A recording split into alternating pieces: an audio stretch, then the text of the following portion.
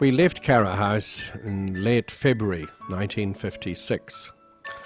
It was after the raid on Brookborough by Sean south of Garryowen, and after O'Hanlon had died up on my grandmother's land near Lisnaskea. It was a terribly sad time, it seemed there.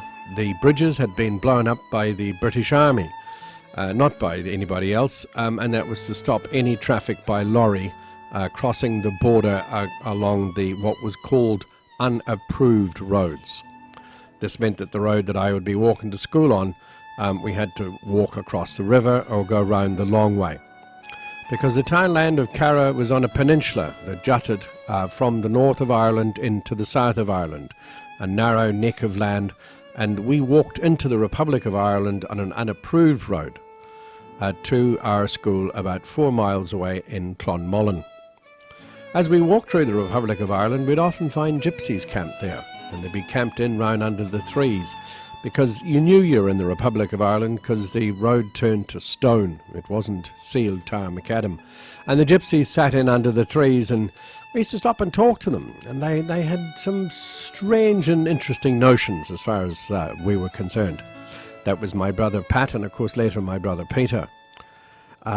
For a start, they told me how to catch pheasants and birds early in the morning without disturbing anyone. You see, because if you disturbed anyone there, you'd get shot.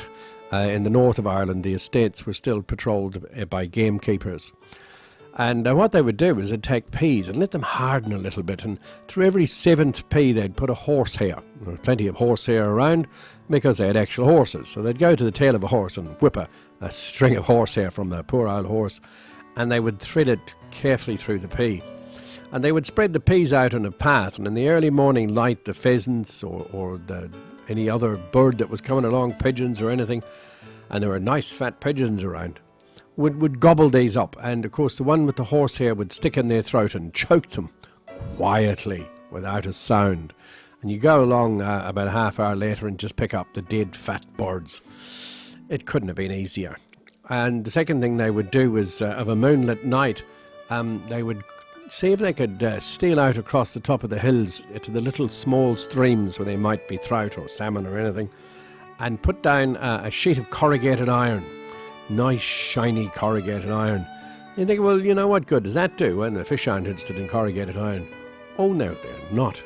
But on a lovely moonlit night with the corrugated iron nicely across the bottom of the burn or the stream or the creek, every fish that sailed across the top of it was there as plain as day.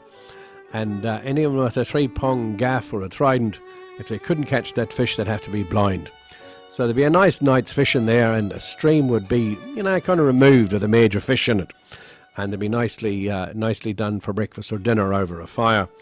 And the other trick they had, which I don't know if I believe this one, but you can try it yourself at home or go to your local park. They used to get that diamond mesh fence. You know, the fence you get to keep chickens and pigs out. Diamond mesh, about 1.5 inches of mesh. And they used to put a batten on each side, a piece of wood on each side of a nice big square that a man could hold. And they'd feed the ducks in the local parks of a place of Clonus or Athlone or some place where there are ducks, in the local domain. And they'd send the boys and the children down to feed these ducks for a couple of days, and no one would pay any attention to children feeding ducks, now would they? But on the day to be appointed, on a nice day at lunch, the lads would wheel up in a van, pile out this diamond mesh contraption and throw it over the top of the feeding ducks. And of course the ducks would have no choice but to stick their heads through the diamond mesh until the wood and pressure brought it down upon them. And you can drown a duck. It's hard to believe if you've got a diamond mesh fence. Anyway, they dive in, clean out the ducks and disappear down the road in a whirl of smoke and exhaust fumes. Well, so they said. But gypsies are very clever people. Not to be assumed that because they're living at the side of the road they have no wits. And they certainly did. But we used to make it off across the Cavan Road and out across past the customs post between the two countries, Northern Ireland, the United Kingdom of Great Britain and Ireland, and the Republic of Ireland, which we had just left, and come to Clonmullen School. And at Clonmullen School was a wee small school, and there was lay teachers there. It was a Catholic school, but we never seen a nun until sometimes at the end of the year. Some nuns would turn up and examine the place or look at the books or something. And of course we were very Catholic. We said the rosary before lunch every day without fail, and we kneeled on the chairs and faced the front, and the teachers were Miss Corrigan and Miss Quinn. And I had some good friends there. Kevin McLaughlin, I think was one fella's name, and Scott, and my good friend Jim Monaghan. And I think you've seen that First Communion photo of mine. There's the beatific O'Neill sisters, and there's Noel Sherry. Noel lived in a bigger house than us. We claimed to have 20 rooms, including the basement, of course, the rooms below the house. And we had a ballroom and everything, but the Sherrys had a bigger house than us for some reason. But maybe there was more of them, who knows. But it was a lovely school, and the main games that we played were chasing each other around the stone yard and marbles, and of course we played with chestnuts. We had great crack trying to beat the heck out of a dried chestnut. The games all our own, all invented, passed down from one set of children to another. There was no adult games involved, and no adults went near the games, supervised them, or bothered their head what we were doing at lunchtime or at the morning break. Well, we left all that. We left the I don't know, maybe 40, 50, 100 acres of land. I do not know. But there was a lovely wood, and we had our own orchard. And we had a Ladbroke Grove and a rookery and some byres and a well. We had no piped water. We took water from a lovely well in the wall of the lane to the byre, which was a sunken sort of a lane. And as I said, we had our own orchard, belonged to the house, and we each, my brother Pat had, I think, an apple tree. I had an Irish apple tree, the Irish peach it's called, with a lovely red centred apples, and my brother Peter had a pear tree. And of course there was my sister Teresa, who was small, and even smaller, my brother Kevin. Anyway, we all left. My father went to New Zealand before us in 1955, and we sailed away from Glasgow on the 2nd of March 1956. The auction notice for all the fixings that we sold is still there, and all of Cara passed away. The old dog that had been shot there, Leo, old John over the back that used to bring us over goat's milk, the woods with the badger sets and the foxes, and the fact that every now and again we used to seriously disturb the South Fermanagh hunt. There used to be a pair of boyos that come out on fancy horses with red jackets, blowing bugles and cantering across the countryside with their beagles, you see. And the set of this was the woods for Cara House were a bit high up and off to the left.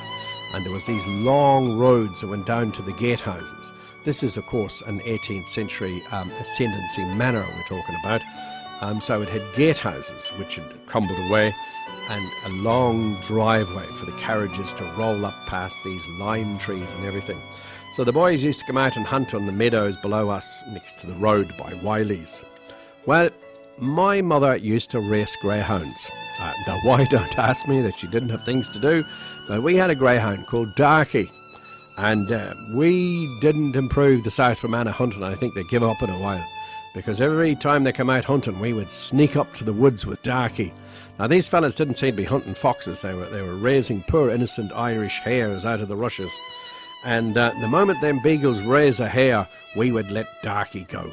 Well, Darky could go. By God, that greyhound could move. And beagles are agents of animals. They just, raise a great noise and hunt in a great pack and scream and follow the scent while the hare is leaping away at furious speed. And all they do to that hare is exhaust the poor thing eventually, with men and horses and dogs and all day to do it. But no, when we let Darky go, the hunt was over in no time at all. Darky would either catch the hare or scare the living daylights out of it. So it was 2 counties away by the time the beagles got to it. But occasionally she'd catch the hare and we'd let the poor old hare go. But they hated this idea that when they come to our place, this small dark dog would come roaring out of the woods and spoil the South Fermanagh hunt.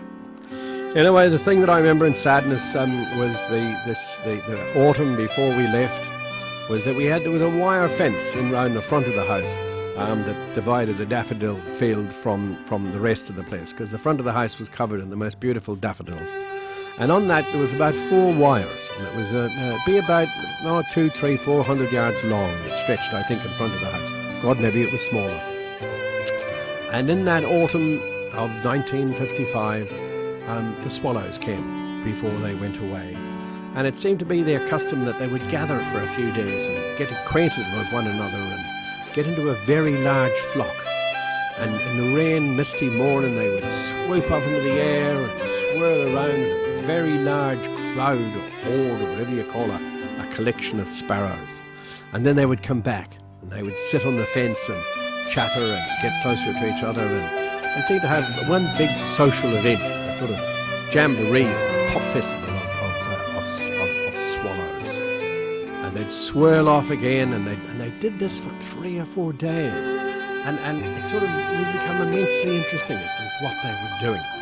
Because I'd always taken great attention to the birds in the hedges and the tits and the wrens and the thrushes and blackbirds and corncrakes and the immense bird life of Cara House. And then one morning when the rain was just like any other day of the rain, and the day was like the days before, they swooped up in the air and they disappeared to Egypt, as we were going to do sometime later at the end of the winter.